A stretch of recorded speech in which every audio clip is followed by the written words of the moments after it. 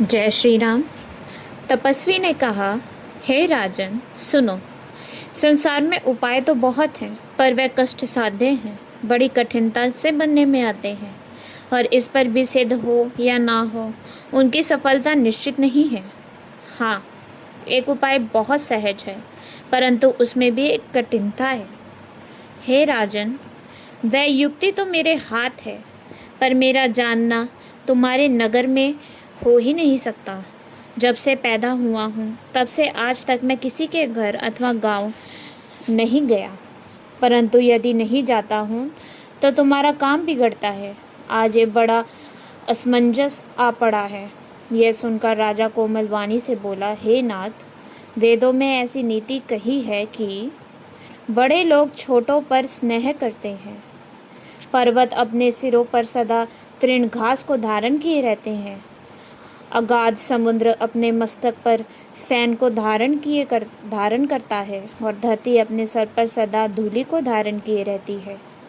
ऐसा कहकर राजा ने मुनि के चरण पकड़ लिए और कहा, हे स्वामी, कृपा कीजिए, आप संत हैं, दीन दयालु हैं। हे प्रभु, मेरे लिए इतना कष्ट अवश्य सहिए। राजा को अपने अधीन जानकर कपट में प्रवीण तपस्वी बोला, हे राजन सुनो, मैं तुमसे सत्य कहता हूँ, जगत में मुझे कुछ भी दुर्लभ नहीं है।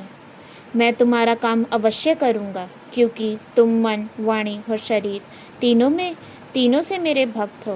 पर योग, युक्ति, तप और मंत्र का प्रभाव तभी फलीभूत होता है जब वह छिपाकर किए जाते हैं। हे नरपति, मैं यदि रसोई बनाऊं और तुम उसे परोसो और मुझे कोई जानने ना पावे, तो उस अन्न को जो जो खाएगा सो सो तुम्हारा आज्ञाकारी बन जाएगा। यही नहीं, उन भोजन करने वालों के घर भी जो कोई भोजन करेगा, हे राजन सुनो, वह भी तुम्हारे अधीन हो जाएगा। हे राजन, जाकर यही उपाय करो और वर्ष भर का संकल्प कर लेना। नित्य नए 1,00,000 ब्राह्मणों कुटुंब सहित निमंत्रण करना। मैं तुम्हारे संकल्प के काल अर्थात 1 वर्ष तक प्रतिदिन भोजन बना दिया करूँगा। हे राजन, इसी प्रकार बहुत ही थोड़े परिश्रम से सब ब्राह्मण तुम्हारे वश हो जाएंगे। ब्राह्मण हवन, यज्ञ और सेवा पूजा करोगे तो उस प्रसंग संबंध से देवता भी सहज में वश में हो जाएंगे।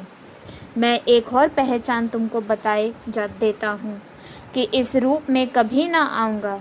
हे राजन, मैं अपनी माया से तुम्हारे पुरोहित को हर लाऊंगा। तप के बल से उसे अपने समान बनाकर 1 वर्ष तक यहाँ रखूँगा। और हे राजन सुनो, मैं उसका रूप बनाकर सब प्रकार से तुम्हारा काम सिद्ध करूँगा। हे राजन, रात बहुत बीत गई है, सब सो जाओ। आज से तीसरे दिन मुझसे तुम्हारी भेंट होगी। तप के बल में घोड़े सहित तुमको सोते ही मैं घर पहुंचा दूंगा। मैं वही पुरोहित का वेश धारण कर आऊँगा। जब एकांत में तुमको बुलाकर सब कथा सुनाऊंगा, तब मुझे पहचान लेना। राजा ने आज्ञा मानकर शयन किया और वह कपट ज्ञानी आसन पर जा बैठा। राजा थका था, उसे खूब गहरी नींद आ गई, पर वह कपटी कैसे सोता, उसे तो बहुत चिंता हो रही थी। उसी समय वहाँ कालकेतु राक्षस आया, जिसने सुअर बनकर राजा को भटकाया था। वह तपस्वी राजा का बड़ा मित्र था और खूब छल प्रचंड जानता था।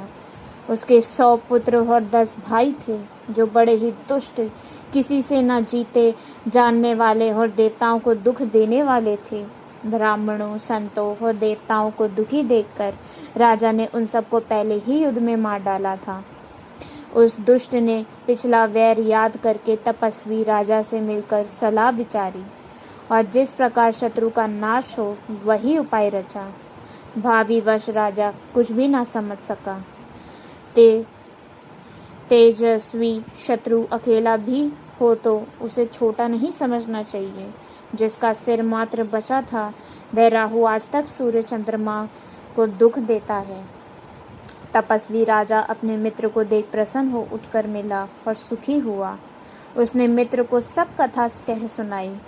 तब राक्षस आनंदित होकर बोला, हे राजन, सुनो, जब तुमने मेरे कहने के अनुसार इतना काम कर लिया तो अब मैंने शत्रु को काबू में कर ही लिया समझो। तुम अब चिंता त्याग सो रहो। विधाता ने बिना ही दवा के रोग दूर कर दिया। कुल सहे शत्रु को जड़ मूल से उखाड़ बहाकर आज से चौथे दिन मैं तुमसे आ मिलूंगा। इस प्रकार तपस्वी राजा को खूब दिलासा देकर वह महामायावी और अत्यंत क्रोधी राक्षस चला। उसने प्रताप भानु राजा को घोड़े सहित क्षण भर में घर पहुंचा दिया। राजा रानी के पास सुलाकर घोड़े को अच्छी तरह से घुड़साल में बांध दिया।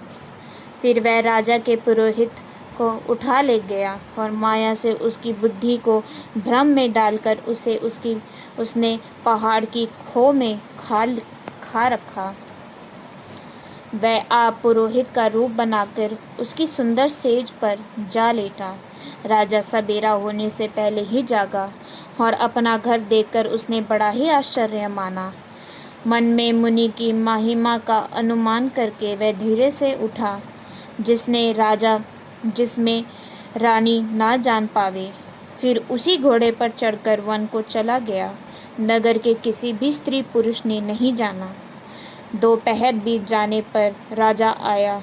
घर घर उत्सव होने लगे और बदावा बजने लगा। जब राजा ने पुरोहित को देखा तब वह अपने उसी कार्य का स्मरण कर उसे आश्चर्य से देखने लगा। राजा को 3 दिन युग के समान बीते। उसकी बुद्धि कपटी मुनि के चरणों में लगी रही। निश्चित समय जानकर पुरोहित बना हुआ राक्षस आया और राजा के साथ की हुई गुप्त सलाह के अनुसार उसने अपने सब विचार उसे समझाकर कह दिए। संकेत के अनुसार गुरु को उस रूप में पहचानकर राजा प्रसन्न हुआ। भ्रमवश उसे चेत न रहा कि ये तापस मुनि है या कालकेतु राक्षस। उसने तुरंत 1 लाख उत्तम ब्राह्मणों को कुटुंब सहित निमंत्रण दे दिया। पुरोहित ने 6 रस और 4 प्रकार के भोजन, जैसा कि वेदों में वर्णन है, बनाए। उसने मायामयी रसोई तैयार की और इतने व्यंजन बनाए जिन्हें कोई गिन नहीं सकता। अनेक प्रकार के पशुओं का मांस पकाया और उसमें उस दुष्ट ने ब्राह्मणों को मांस मिला दिया। सब ब्राह्मणों को भोजन के लिए बुलाया और चरण धोकर आदर सहित बैठाया।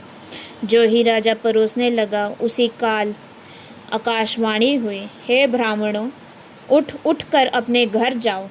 ये अन्न मत खाओ, इसके खाने में बड़ी हानि है। रसोई में ब्राह्मणों का मांस बना है। आकाशवाणी का विश्वास मानकर सब ब्राह्मण उठ खड़े हुए। राजा व्याकुल हो गया, परंतु उसकी बुद्धि मोह में भूली हुई थी। होनहारवश उसके मुंह से एक बात भी न निकली। तब ब्राह्मण क्रोध सहित बोल उठे। उन्होंने कुछ भी विचार नहीं किया। अरे मूर्ख राजा, तू जाकर परिवार सहित राक्षस हो जाए। हे नीच क्षत्रिय, तूने जो परिवार सहित ब्राह्मणों को बुलाकर उन्हें नष्ट करना चाहा है, ईश्वर ने हमारे धर्म की रक्षा की।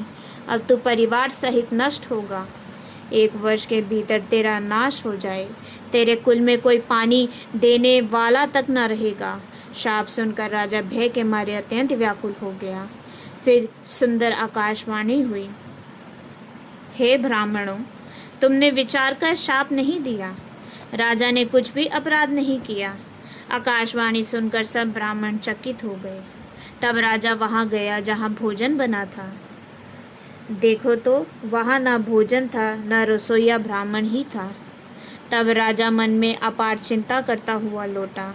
उसने ब्राह्मणों को सब वृत्तांत सुनाया और बड़ा ही भयभीत और व्याकुल होकर वह पृथ्वी पर गिर पड़ा।